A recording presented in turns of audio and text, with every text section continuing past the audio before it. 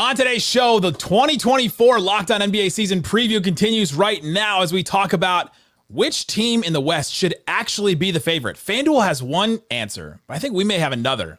Today's Locked On NBA season preview right now. This is Locked On Podcast Network's 2024 NBA season preview. Your team every day.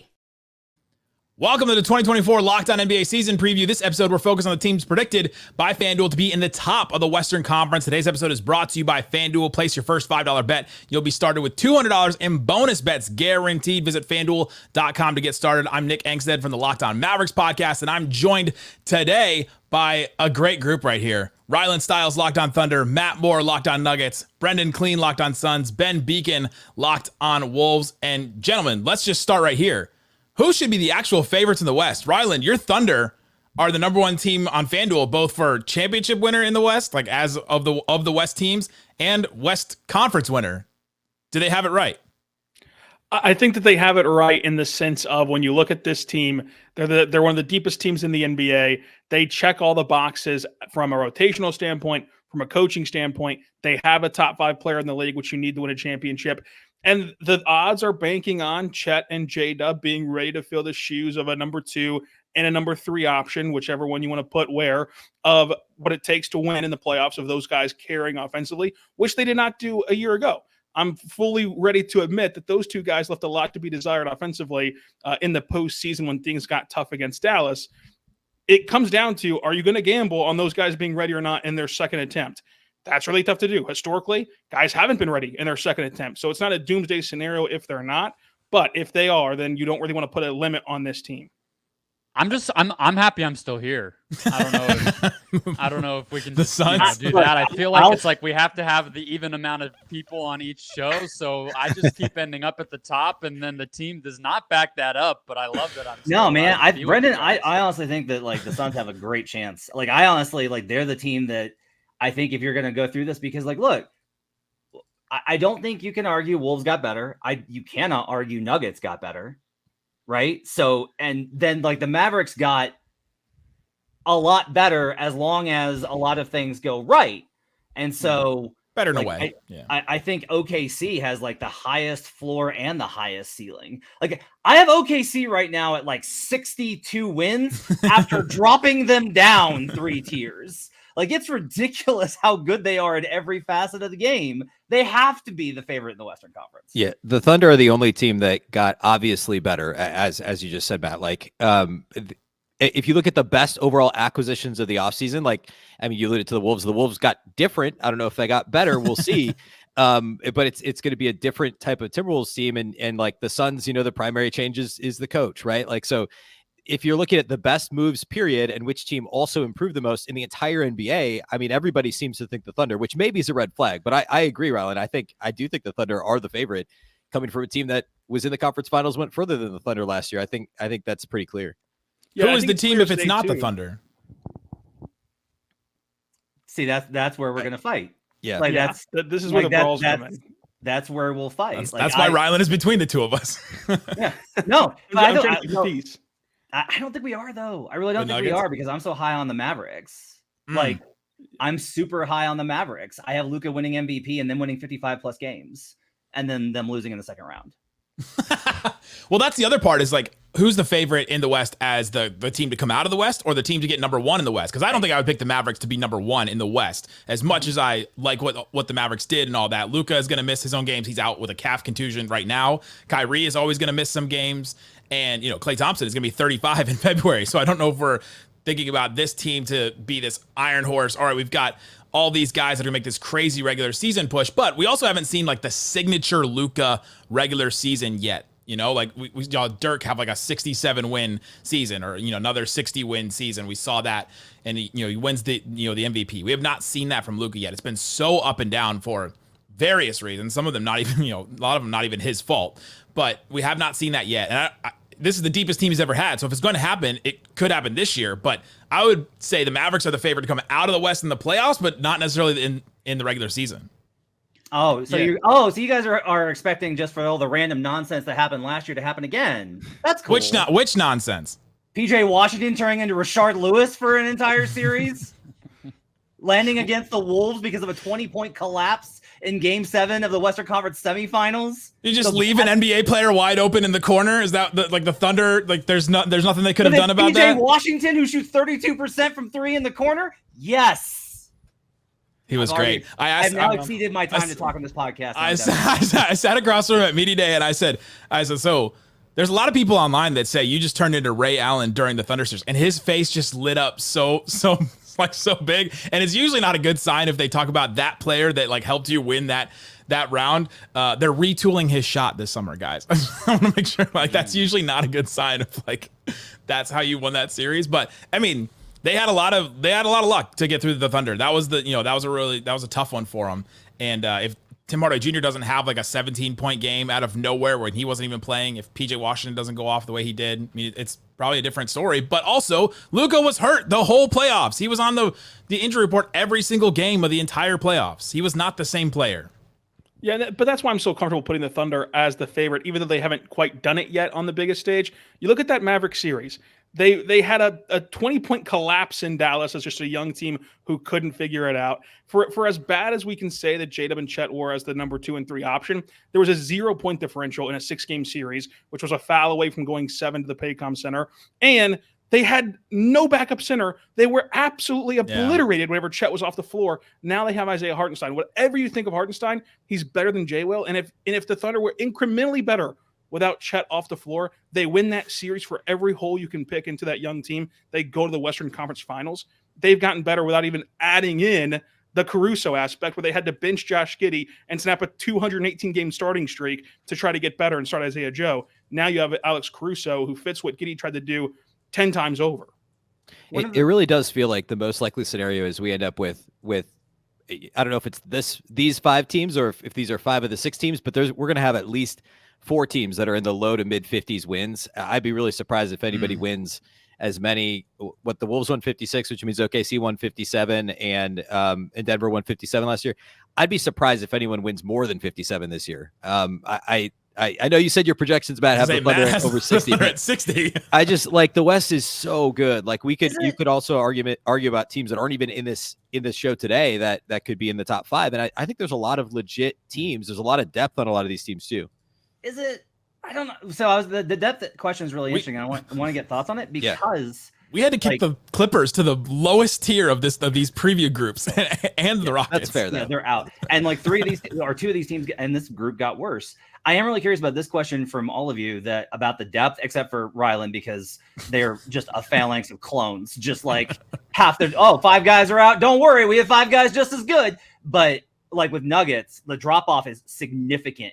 And you have to get through the NBA regular season with redundancy. And I feel like the Nuggets and the Wolves definitely got worse in depth. I think Mavericks might have gotten better with Quentin Grimes and Najee Marshall, depending on how you feel. And then Suns, I think, got better. But I'm just curious about the depth component because that's such a big part of getting through the NBA regular season.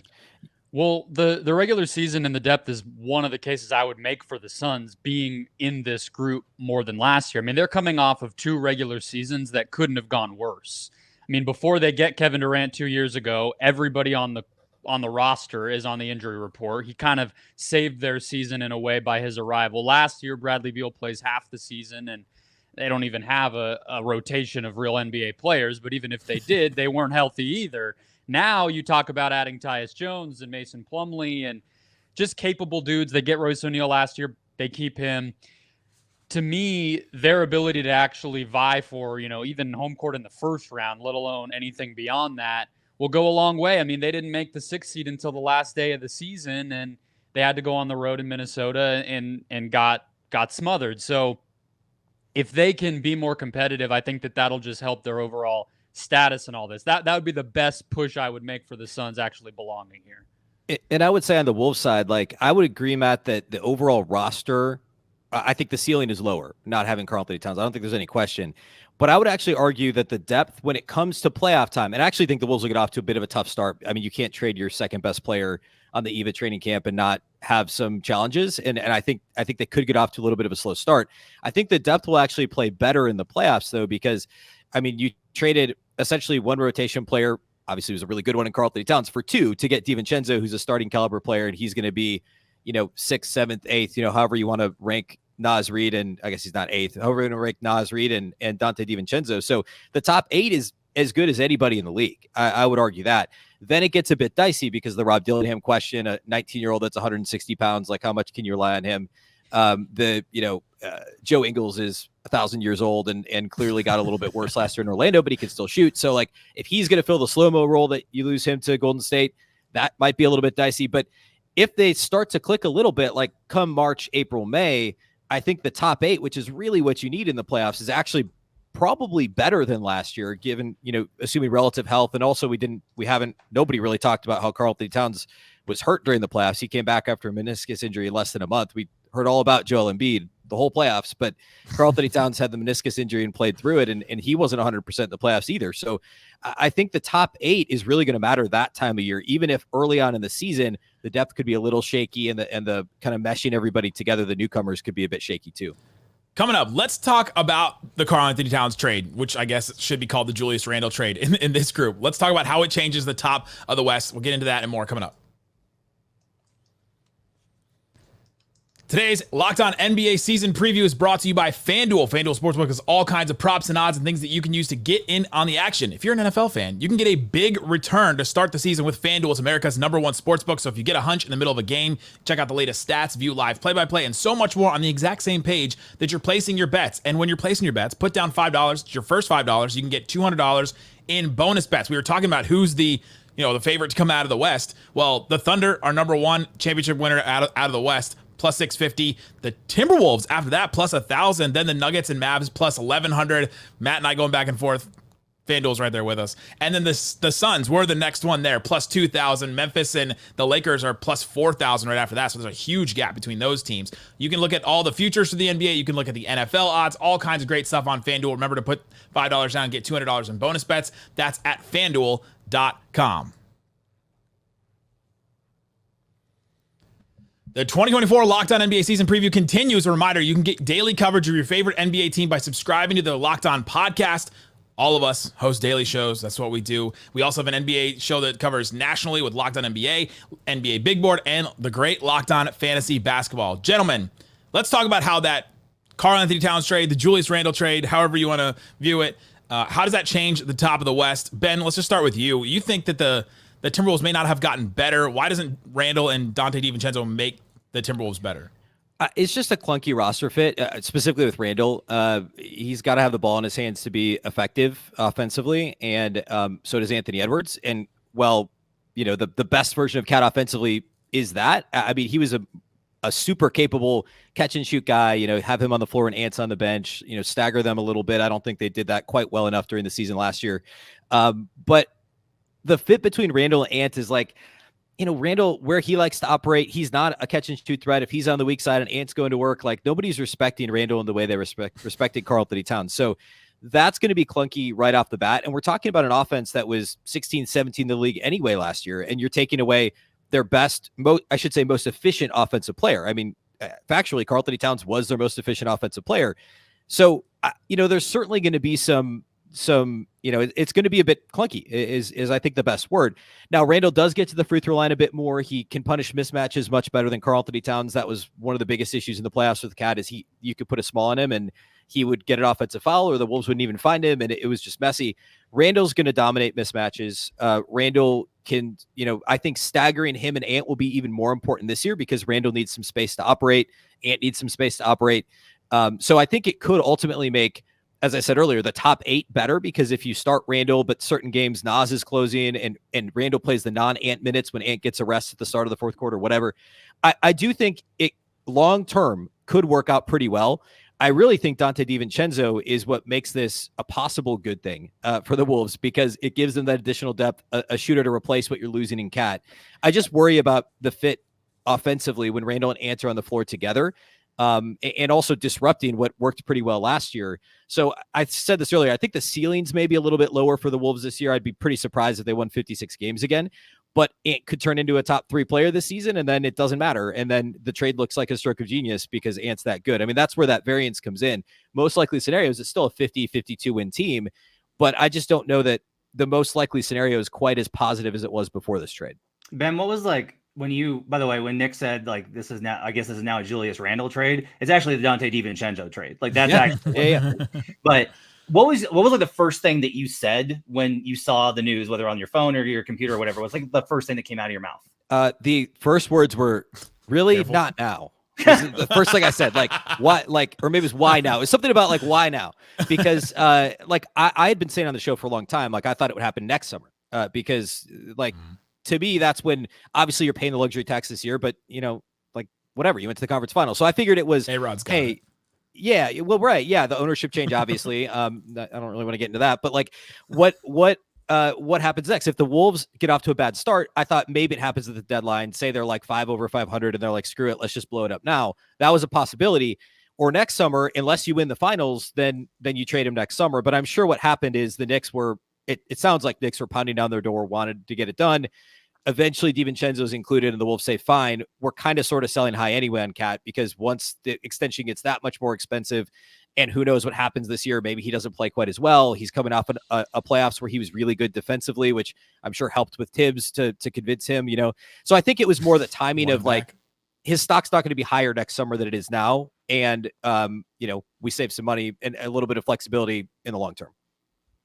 As the person who covers a team that Minnesota eliminated, I think that they scare me less from a Sun standpoint.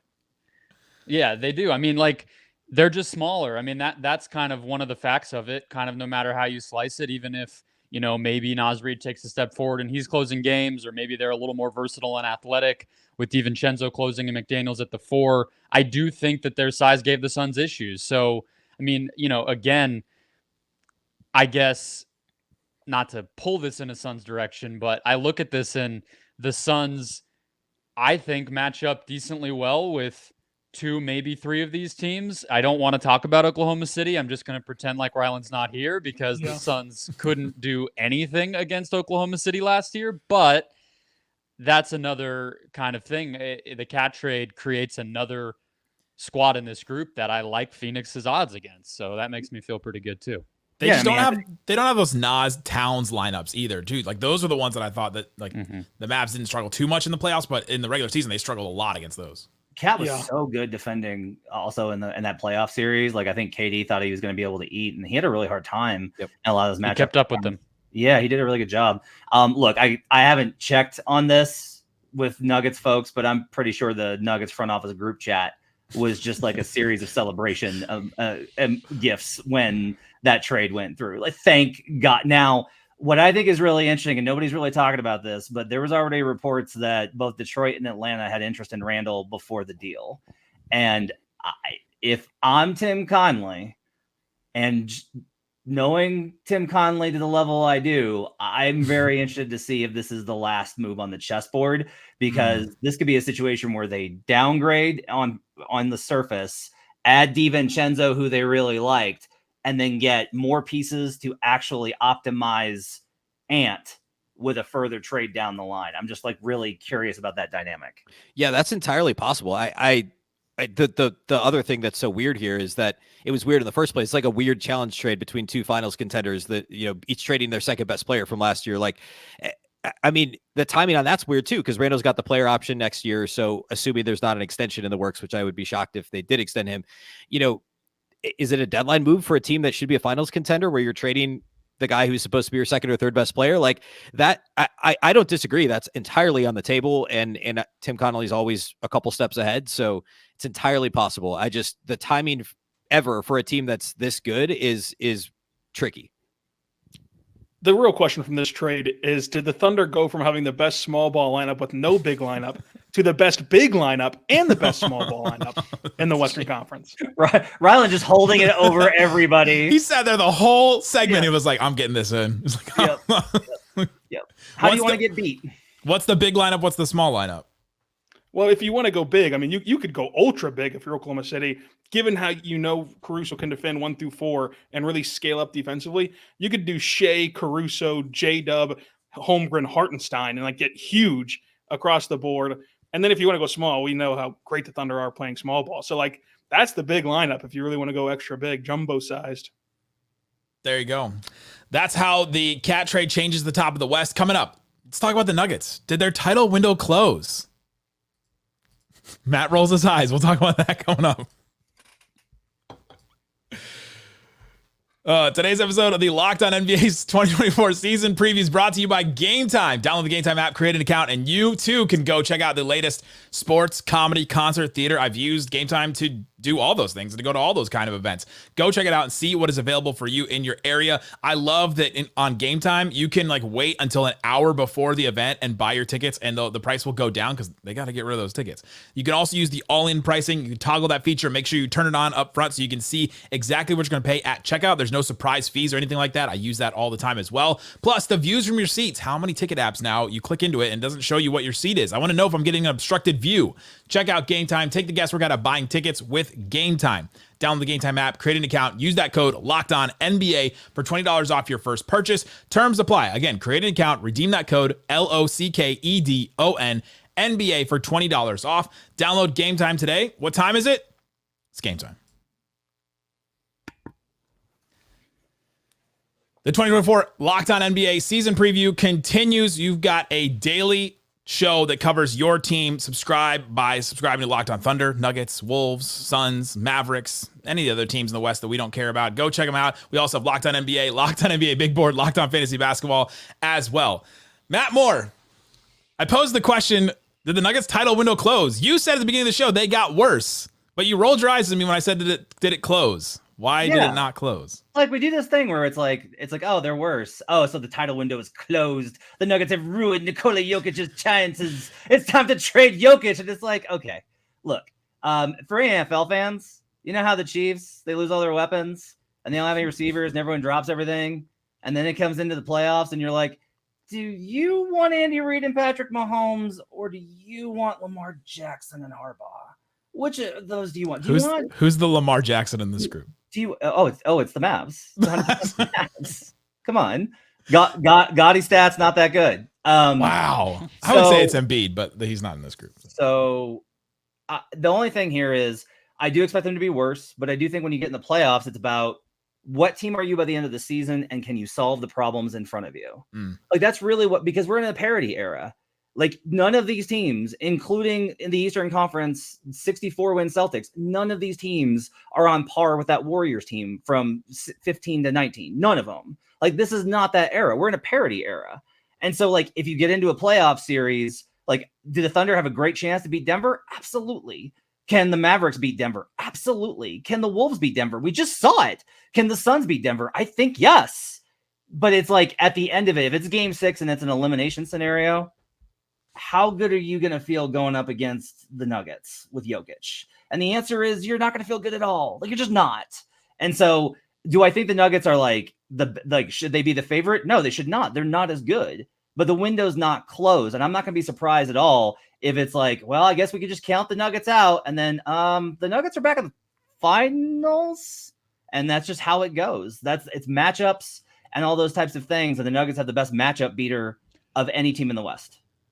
I have a question for you guys, because I think the thing that still obviously is terrifying about Denver, the Suns pushed them pretty nicely in 2023, but fell short, is Jokic. And the same with do the Suns have the worst best player of any of these teams? How do we feel about that question? Because we go back and forth. It's a big 3 versus a best 1. Anthony Edwards is probably the odd man out of the question as I ask it, but what do you guys think on that?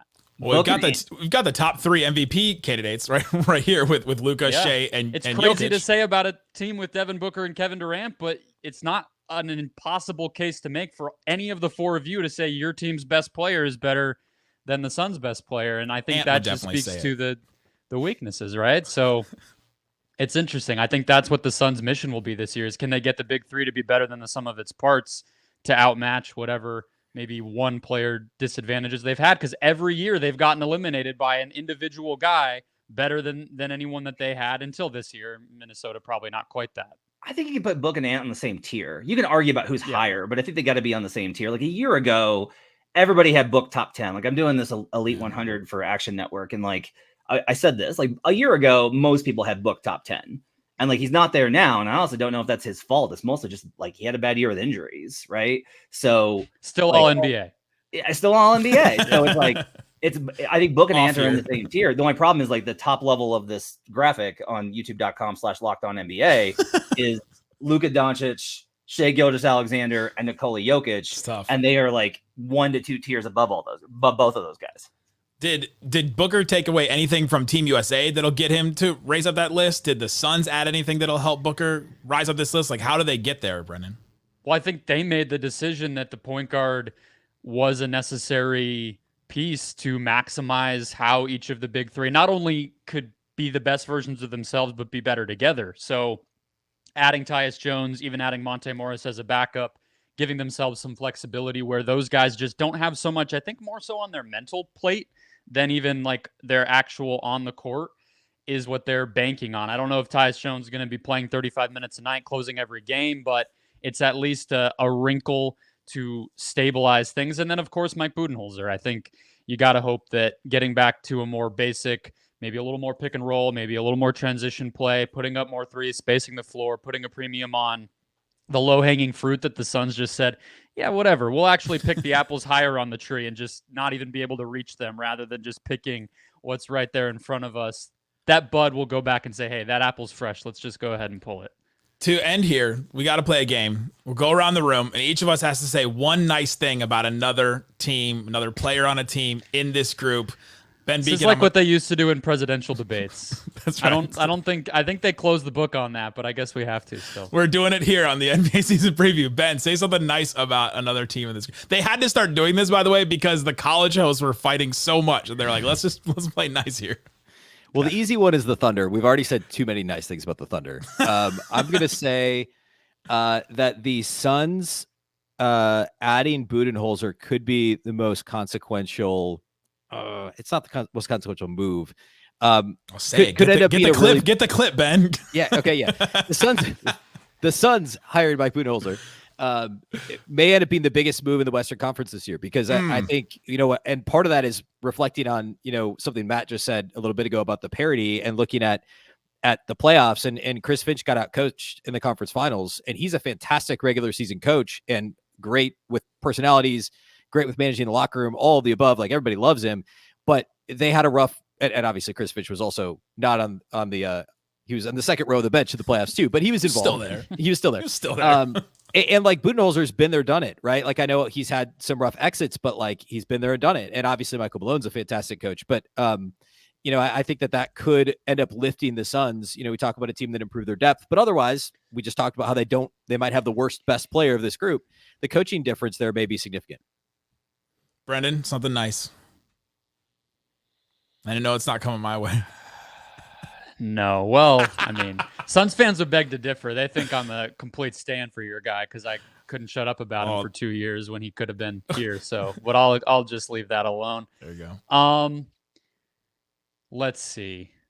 I believe Jamal Murray will bounce back. I'm not buying into the dip. I think Jamal Murray is a great player. I'm not worried. I think the extension was earned, and just look at just anyone in the audience, anyone here, go search the offensive rating when Jokic and Murray were on the court, even last year, and just scare yourself into never doubting that group. There we go. There's my compliment. Matt Moore. I'm sweating Celtics -2 on FanDuel in the preseason game versus the Nuggets. But I will say this: the Mavericks. I have several things. Jason Kidd had such a like floor raising season for his reputation. Yes. Like he went from being a bottom level NBA coach to definitely being not a bottom level NBA coach. Luka Doncic. Is that a compliment? Was that it is a compliment for Jason Kidd, but it did not sound like one. Jokic has called Luka Doncic a one-man army. Nobody does more for their team than Luka Doncic. He does so much. He does so much more than his team needs oftentimes, but he does all of it all the time. And that's really great too. The offseason additions, when you get to add a player that went 0 of 10 in their final playoff game that can't play defense anymore, you've got to do it. You have to do it. And you got to start him. Yeah. And no, I will actually say this. Najee Marshall, Quentin Grimes, absolutely fantastic. Great. Derek Lively and Luka Doncic are going to run this league for years. That combination, when they are healthy, they were a 53-win team last year. They have better spacing. This Mavericks team is going to be an absolute wagon right up until game 6 of the second round. Rylan. The Suns made a fantastic move in getting Tyus Jones, and they're going to go to Game 7 of the second round. Just short. At least, hey, better they made it mind. one game farther than what mean, Matt thinks look- the Mavs are going to do. So. Rylan has every right to just completely bomb on the Suns. His team embarrassed On everyone. mine. On everyone. Yeah, I'll go- Yeah. I'll go Thunder because just the same way that Brendan's listeners at Locked On Suns think that he talks too well about the Mavs and Luka, the Mavs fans think that I talk too well about the Thunders. I'm going to do it anyway. The Isaiah Hartenstein move is my favorite move of the offseason. It was the exact player that they needed. Like, you watch that Mavs Thunder series, you're like, they just need one more guy. Gafford and Lively are just doing a lot against them. They just need one more guy that can, be a connector on offense, that can also grab a rebound, that can defend the rim, that, Chet he is an excellent help side defender. And now you have two guys that can do those kind of things. And so I think the Isaiah Hartenstein move was one of my favorite ones. I was very jealous of it, but I was also like, man, good on the Thunder to just go out there and overpay a guy. Anybody not agree with that? Overpay a guy just to get the exact guy that they needed.